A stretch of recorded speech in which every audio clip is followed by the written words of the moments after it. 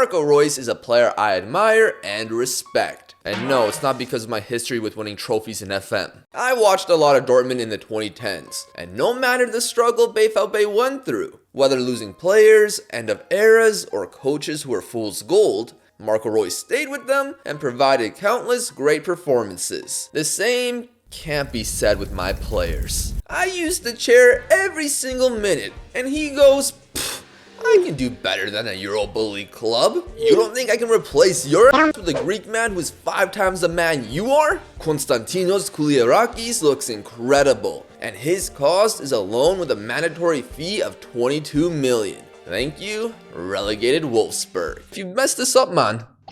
No! Some say they got relegated for a reason. He also got lost on Leipzig's winner in our opener. We can't rely on a 20-year-old keeper all season with Maurice Nicolas's request to leave. So we loaned Aaron Ramsdale. To concentrate on a game of football for 90 minutes. I'm finished, I can't do it. Why didn't somebody send me this clip sooner? To be fair, his debut on match day 3 would be a sight to behold. He wasn't the only debutant though. Another loan with a 5 million option to buy, Ryan Aït-Nouri. I don't know what he did to piss off Pep. Regardless, when he joined, there seemed to be a bond between him and Marco Reus, as Reus proclaimed they were close friends, if not best friends. My best friend! Ryan seemed weirded out, but our bond quickly grew until he got injured on his debut. After Ulrich subbed in, his corner delivery led to a penalty. Let me introduce you to Kevin Dix. He's not new, but mentioning him and Gunnar in one campaign would be too much power. I can't touch that power level. Which is why Gunnar is playing for the second team in the 3rd division. It's also fine for his development. Other new faces arrived, such as Nathan the Cat, who got bought for 950k, and the return of Archie Gray for a transfer record that can rise to 50 million. However, we can't forget about last season's failure Gio Reyna, who grabbed our second. This man has thought he hit rock bottom many times, only to realize it can get deeper. With our switch to a narrow formation that looks like a 5-a-side in the top, he could earn more starts. A 2-0 lead should be safe, but we know how football works. Before the ref could blow his whistle for halftime, Stuttgart went down the pitch to get within 1. Early into the second, Stuttgart looked strong, yet Ramsdale kept us up, and a minute later, the Hackman grabbed our 3rd. Despite Demirovic closing the gap and staring down Aaron, we survived.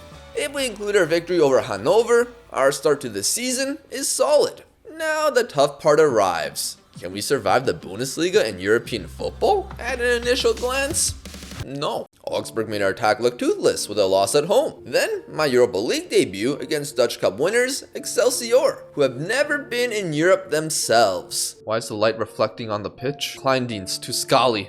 In behind it, Kleindienst. Gunnar, what a stop by Van Gazel. Okay, he did play in Europe. Instead of Gunnar scoring his first European goal, it would be Excelsior via Sanch Fernandes. Kleindienst rescued a draw, but the misery compounded at Frankfurt. What seemed to be a tense encounter led to the worst loss in our managerial career. 4-0 as Frankfurt looked unstoppable. Then a draw to Rennes continued our winless run. Maybe my tactic needed adjustments. The idea is for my center mids to play wider and make runs forward along with a second striker. The target forward would drop deeper to allow these runners to have space to move into, and the fullbacks would have a lot of room to stay wide. The problem may have been some of the instructions, as well as my out of possession formation. It's a 4-1-4-1. However, instead of the center mid staying in the middle, I had them move out wide and the cams move into those central roles. I thought they could deal with wingers better with their work rate and defensive ability. Unfortunately, my cams don't have the work rate and teamwork to accomplish their tasks. So I changed the out of possession to what you'd expect. Offensively, I decided the right center mid and left attacking mid would play wide and make runs forward, while the other would have their natural freedom of movement and make runs forward. Would those changes work? Nothing from the cross, and Jens Kastrup, he wins Gucci Goal of the Month. For him, we will wear the headband for the rest of the match. Free kick taker, he can score this. Reus! Jens Kastrup, I am sorry, you lose Gucci Goal of the Month to Marco Reus. Goal, Shuto Machino getting his second of the season. Outside the box, takes a touch. I am sorry, Marco Reus. You've lost out for the Gucci Goal of the Month to Shuto Machino. What a strike. 3 wonder goals from Gladbach today. Then I decided to use a 4-3-3 away at Cologne and drew 1-1. Back to the narrow system against St. Pauli, we looked incredible with 5 scored in the first half in a 6-3 victory. Fiorentina in the Europa League gave us that win, shooting machine Shuto Machino. 2 Bundesliga wins followed as we were placed in 3rd, 3 points from the top. However, were we actually that good? XG, known as expected goals, is either the most important or most overrated stat depending on who you ask. Still, it does give you an idea if you create chances in dangerous areas. In our victories over Braunschweig and St. Pauli, we unsurprisingly exceeded it, but our opponents had similar numbers to us. The Fiorentina and Hoffenheim wins? We were drawing and losing before they had a player sent off, which led to our victories. Finally, Union Berlin,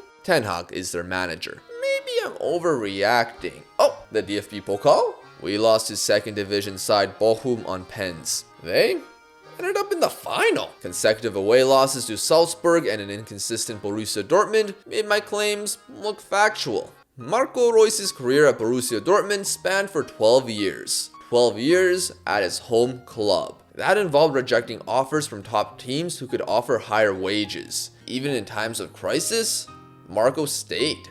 For Gio Reyna, he might have stayed too long.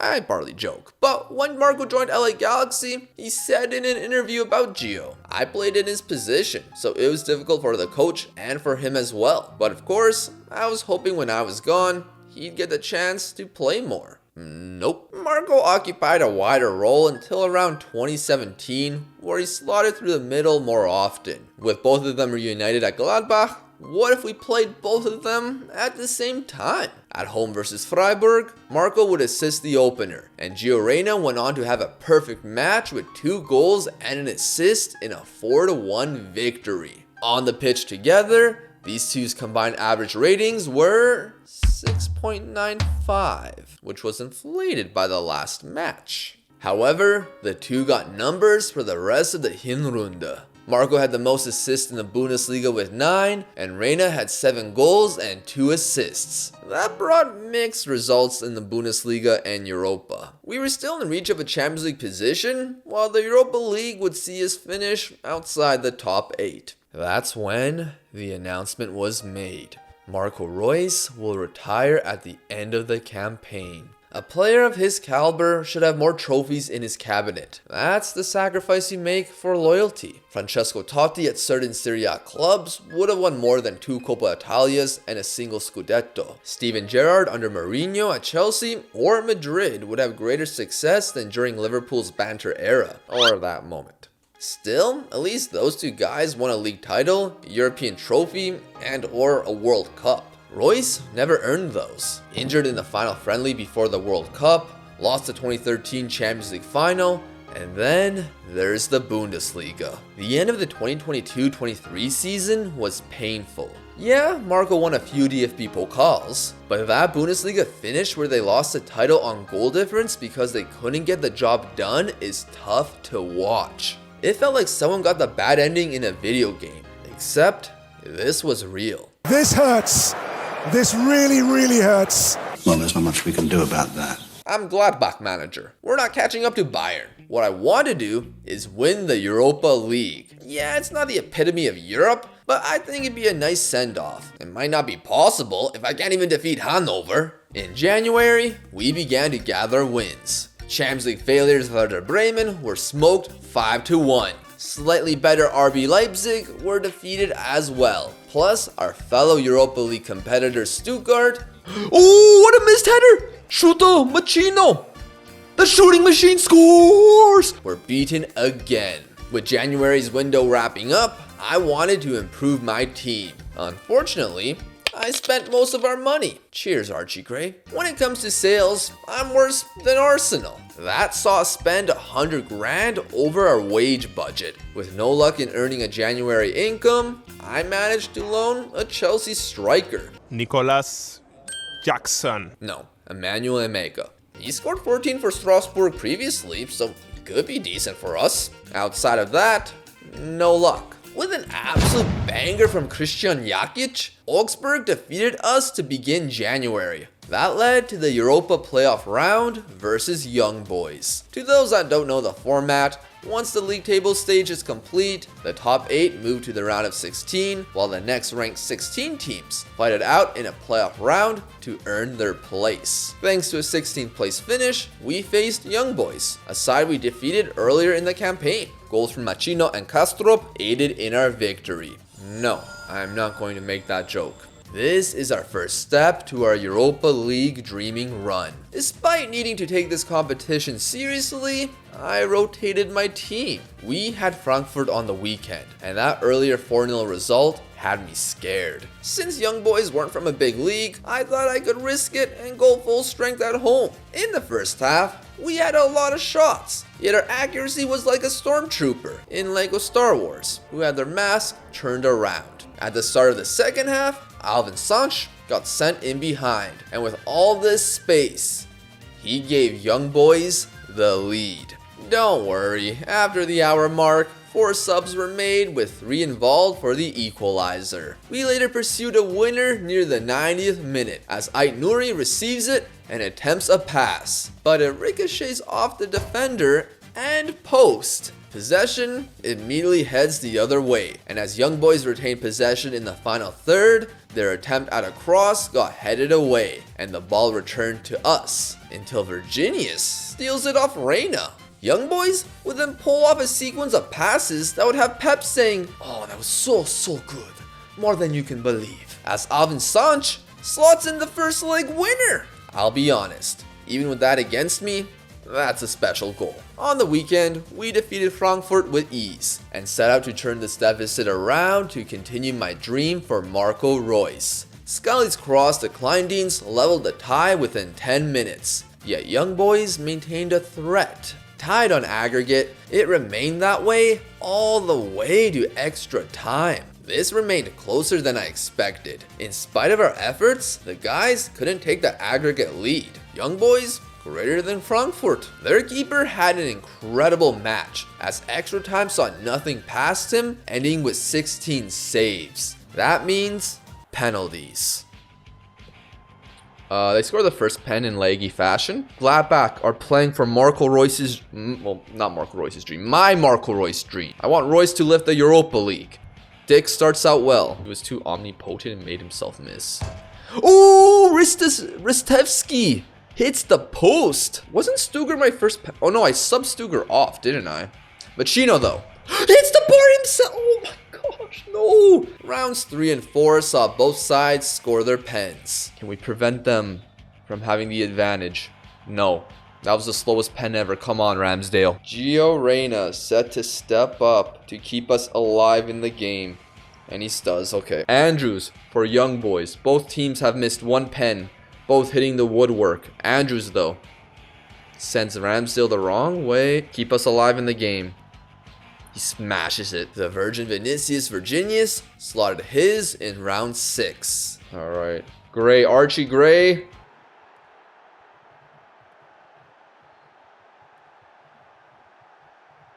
What just happened? I would be devastated right now, but I am in awe. Well, my Marco Reus dream is dead. A massive upset that saw the 50 million euro man stopped by Superman. And next season is joining